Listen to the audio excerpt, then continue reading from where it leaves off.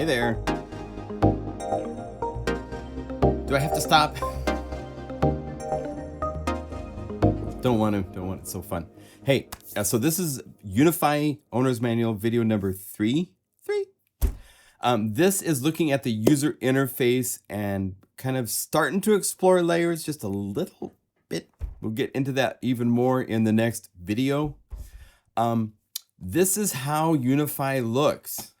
Oh, by the way, Unify's been out for 2 days now, and my God, you guys are awesome. The support has just been like incredible. If you have any doubts, just visit the Unify page at PlugInGuru.com.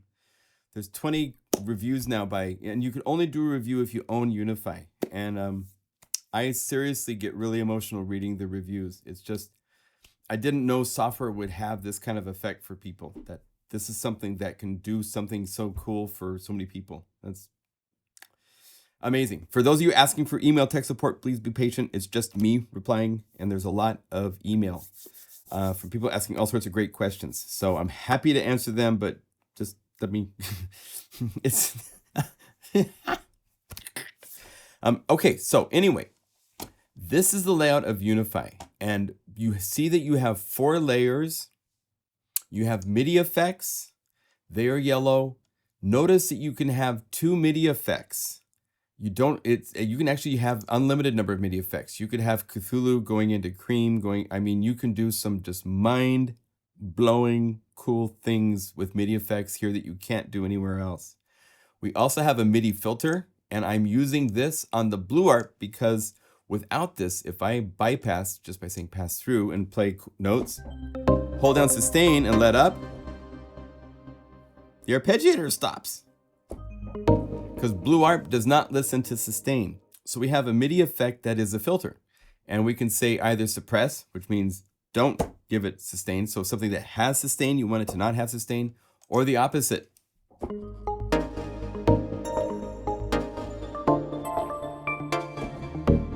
No. So this one Blue Arp, because of these, if you want to change to this colored screen, I love this interface. Go to skins, the bottom is Studio Black. This is the view for the ARP. And as you can see when I'm playing, there's 4 different layers that this one MIDI ARP is playing.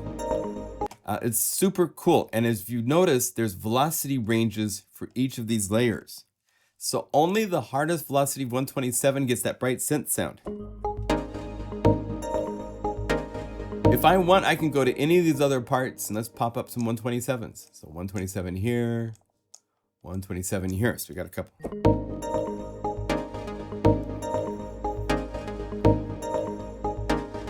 Now if I want this to be chords, if I want this to be chords, if I want them all to be chords,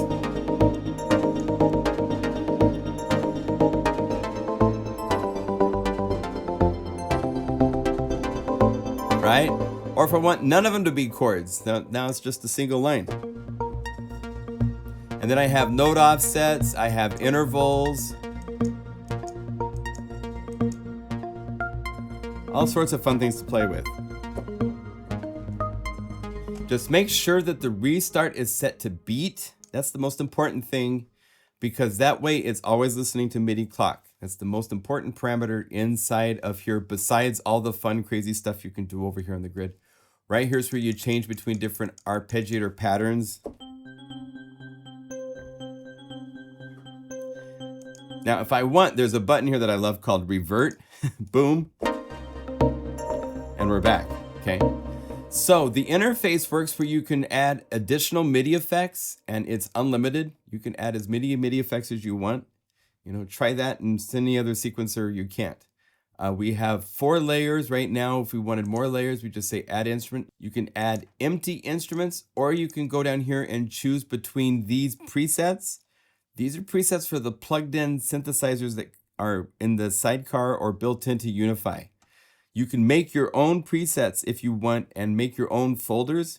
To do that, you load up your plugin that you love to use. You set it up the way you want and go over here and say save layer preset.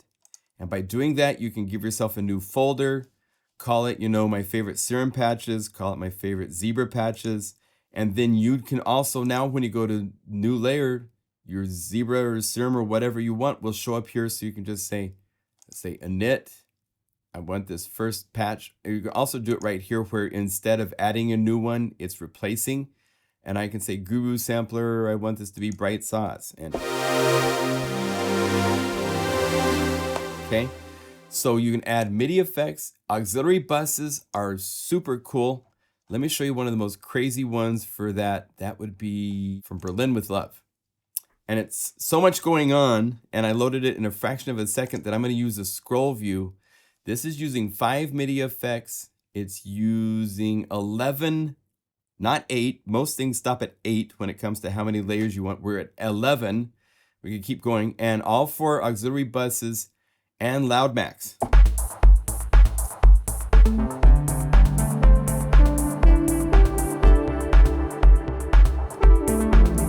Right? Now, what makes this kind of cool is that Airwave created this, the mad genius that he is, so that it actually has some parts where the direct signal is 0 and the sound is being sent into these buses as if they're audio effect buses for the bus for bass, the bus for kick. So this kick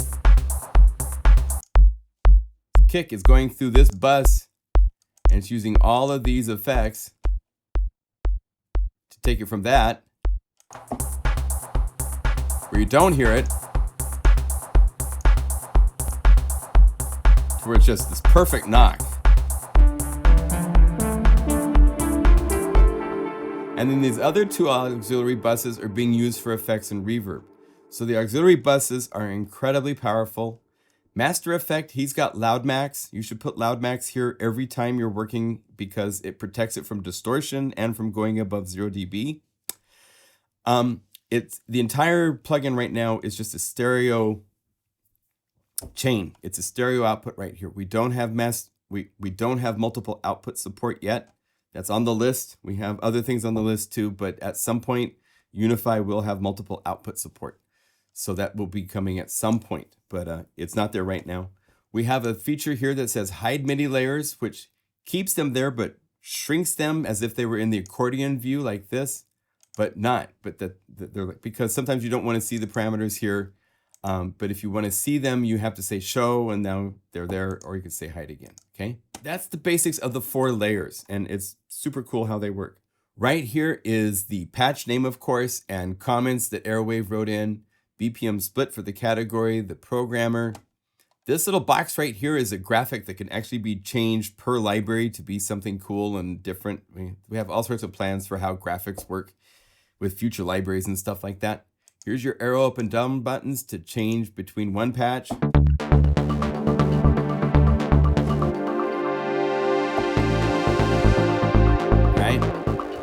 Right here is your init button, which will, boom, take you to init.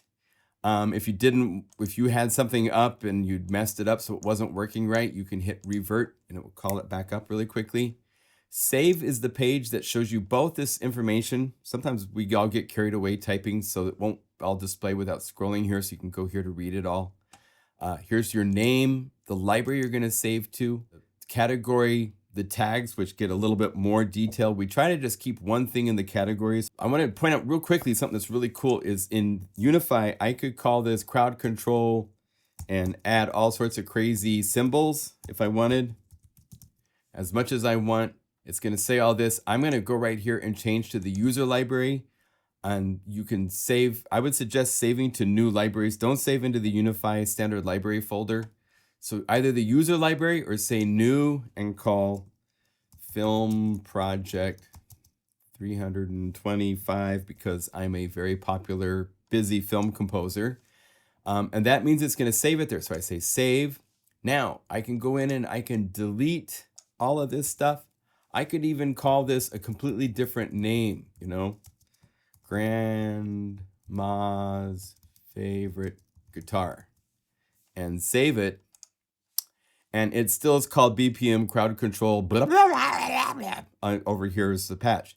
We have it separated per my request that the patch name on the hard drive can be different than the name in Unify, because I'm tired of making libraries where I can't put my symbols and all this. If you look at Korg synthesizers in the last 30 years, most of them that have weird symbols and stuff were made by yours truly. Thank you very much. And I like doing that, and now I can do that because the file, and I can go reveal in Finder, and it pops up and says, oh, this is Grandma's favorite guitar. It can have a completely different name than the name that it has inside of Unify. So that's cool. Over here is the information to the patches, and for searching for patches with your categories, you could say BPM drum. If I hold down Shift, it's going to select everything between here and where I click. If I want, I can also do it where I say you hold down Command, and now it's able to search, and so that I can have multiple things. As I add more things, it adds them to the list. And here are the results of that search from that queue that I've asked for. I can hit reset, it resets it. I can go up to the top. Even for categories, supposedly being simple, it's still a lot of stuff. Tags, it's even crazier. We're gonna work on a cooler interface for tags and categories. This is just kind of a basic ground zero 1.0 version at this point. Authors is where authors show up. So if you want to see patches from a certain programmer, you can click here. Steve Taglioni gets mad respect because he has these samples from films that he's worked on and stuff. He's an incredible session musician in Los Angeles, and he shared these actually really amazing flute samples with me for the Mega Magic Bells and Winds library that I released. And there's a whole bunch of Mega Magic Bells and Winds samples that are just really nice. And I asked if I could include them here too. And he's like, sure. So it's cool. He's got those in here. NATO Feels. He did a whole bunch of trap things that are super cool. Laurent Veronas did both patches and samples and just really put amazing. I'm blown away with his work, and it's just a blessing that he's part of Unify's beginning DNA. This is a really cool feature. This is instruments. If you make your own patches using whatever instruments you like to use, you can go to this tag in the future and say, show me all of my patches using, I could say OBXD, and here's all the patches that if I click this, each one of these layers is OBXD. Somewhere in there, echoes of fifths, this is...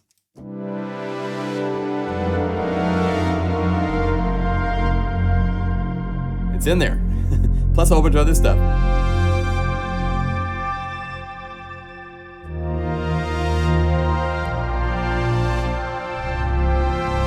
Right? So it's really cool to be able to search by instruments. It gets more useful the more you use Unify and you get it set up and it has more of your personality to it.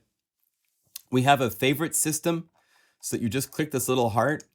This is just a single layer of favorites. And then you click this button here and your favorites will just quickly show up. This will be more robust in the future as well. I have all sorts of big plans for this. In fact, if you go to the Finder, let's cancel this. If you exit out of the patches to the next layer up, or is it the next layer up? One of these layers up, there's actually a favorites folder, and we want to make it so you can share your own favorites with your friends. Do all sorts of things with that stuff. So that kind of thing will come in the future. We're hoping. We got, you wouldn't believe the plans we have for Unify. It's crazy. So that's the ability to search things and reset where we set it. Here's where you choose what library you want to look at. So here's all the Unify standard library. My new film project has one patch, right? So you can have your library organization organized that way. That will become more important in the future when more libraries are showing up. Over here, I think we talked a little bit about these. These are your key ranges, your velocity ranges. This is super important. This is the velocity curve per layer. And in some cases, it's critical to know about this to use. I'm going to go over here. I'm going to call up from DX the keyboard bank. This is a piano. Kind of aggressive, right? You can use this velocity curve offset to go like this and make it really expressive. That might be too expressive.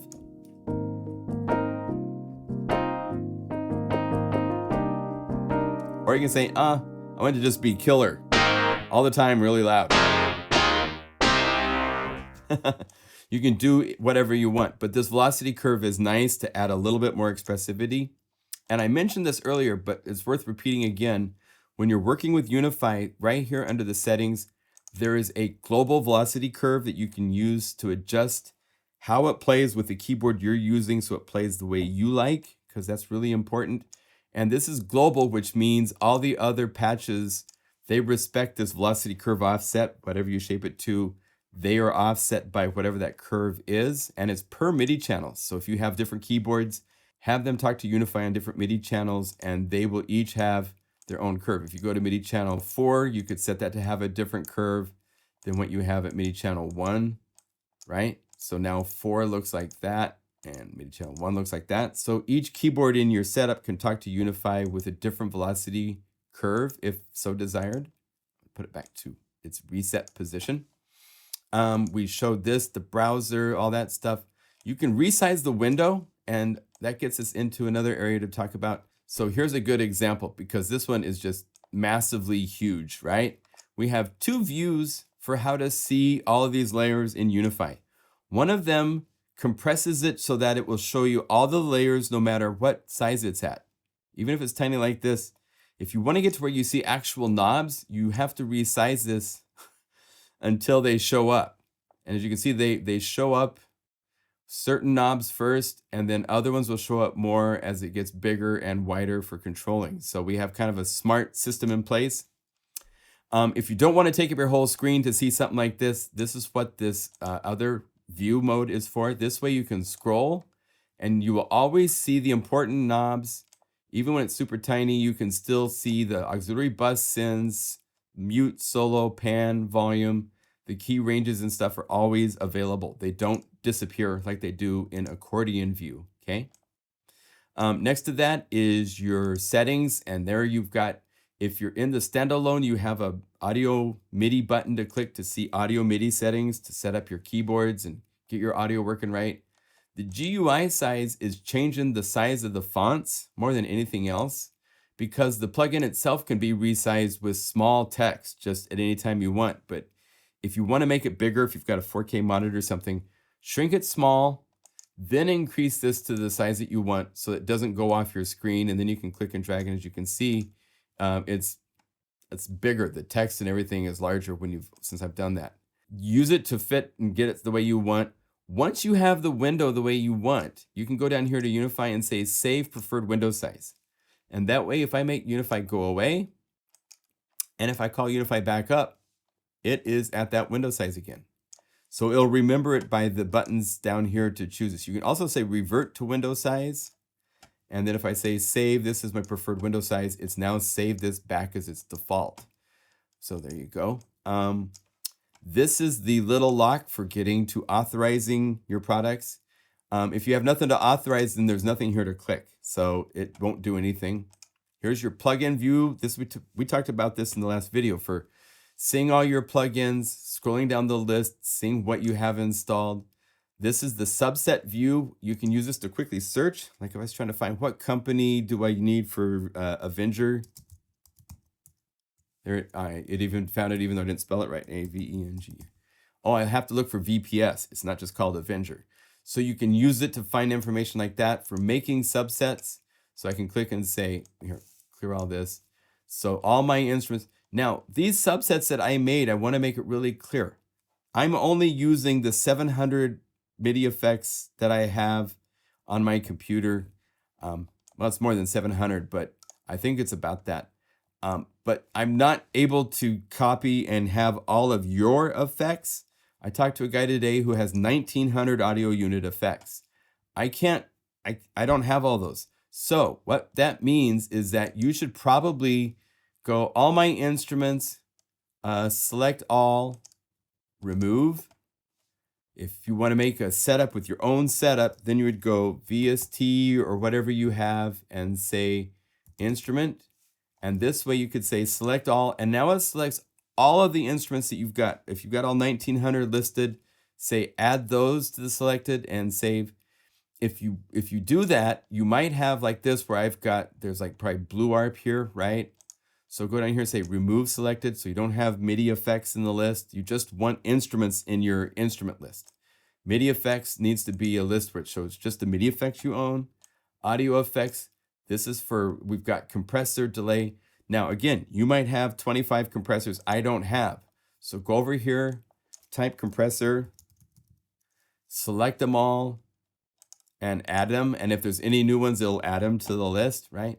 So I can only make these presets using the effects I have. And if you have my same effects, they will show up in the list.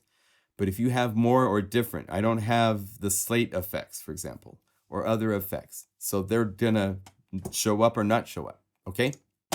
And then over here, we have our 3 buttons for our 3 different modes that we have. We have the keyboard view, where you see the notes. Let's call it a piano or something, because I don't want to play a sine wave because that's just boring. Piano, let's say Church Steinway. Number 2 has the brighter hammer, so it's brighter than 1.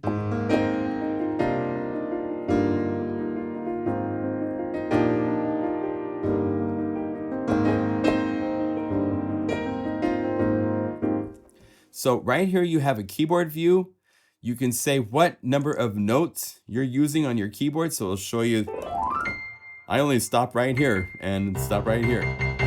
So if your keyboard goes farther, you'll see all the notes light up. You can go all the way down to 25 keys. You can play these notes, and it goes by velocity from the top to the bottom. You can't use this for actually inputting data into your sequencer, because the rule with plugins is it's an outside controller talking to this. It can't talk from itself back to the sequencer, or you get into loops and other things. So it's just for auditioning. Yeah, that works. Over here are your controllers, and there are 4 possible controllers. This is taken from our ModMate and our Show MIDI effects. ModMate gets more complex because you can reroute 4 MIDI controllers to 4 different MIDI controller numbers. That's free on the website under the software link at pluginguru.com. And here's pitch bend over here for pitch bend up and down. This determines whether you're seeing just the pitch bend, or if you're seeing pitch bend and mod wheel, right? Or this one, which has pitch bend and 4 MIDI CCs. These are your 8 real-time knobs. And when you set one to a MIDI CC number, it remembers it, and it's that way for every patch. If I change this to be assigned to MIDI CC number 62, it's 62 for every patch that I go to. It's not one of these things where we save that in the patch. This way you can reroute all your performance things. You know, tonight I'm using a mod wheel. Tomorrow night I'm going to use a different slider. It's going to be a different MIDI CC number. It has a learn feature, so it just says learn, move what MIDI CC you've got, and it'll pick it up and say, 54, got it. Or you say, learn, MIDI CC 1, got it. You can unassign that MIDI CC, and then finally linked parameters. This is the really super basic. We have so much we want to do with this. This is a very important part of Unify. It will actually show up here not too long from now as like this is a browse on the right side. This is going to be an open up button on the left side for this. It's not going to be this separate window in the long run for sure. I can guarantee you that. And right here is really fun because if you get into these more complex patches, you will see that it can have all sorts of assignments to a single knob. And this can include instruments and the plugins, changing the filters and feedback and mixes. It can also control all the parameters on the auxiliary buses, the levels, the parameters in all the effects, as well as all the parameters in all the synths. Whatever synth you load up, Serum, whatever, they can all be talked to. So the power of one knob is real. And it's very, very fun.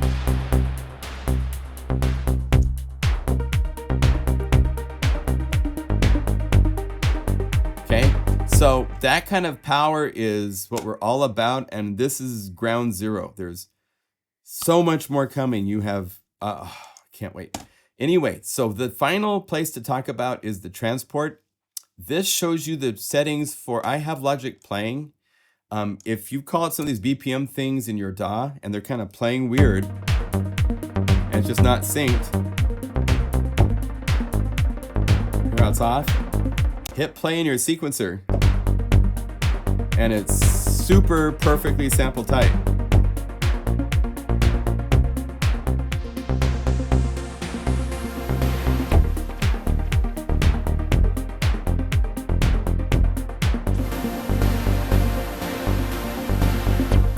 Okay, I could play all day.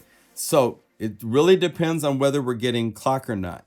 Now, if you turn off clock, it's no longer going to worry about that. But when you have follow host and your host isn't playing, in a lot of cases, it sounds bad. Turn off follow host, and it's fine. It's on its own clock. Kind of like Break Tweaker works. That's how we're kind of designing this. You have two modes. One is manual start and stop. This means you're not telling it where beat 1 is.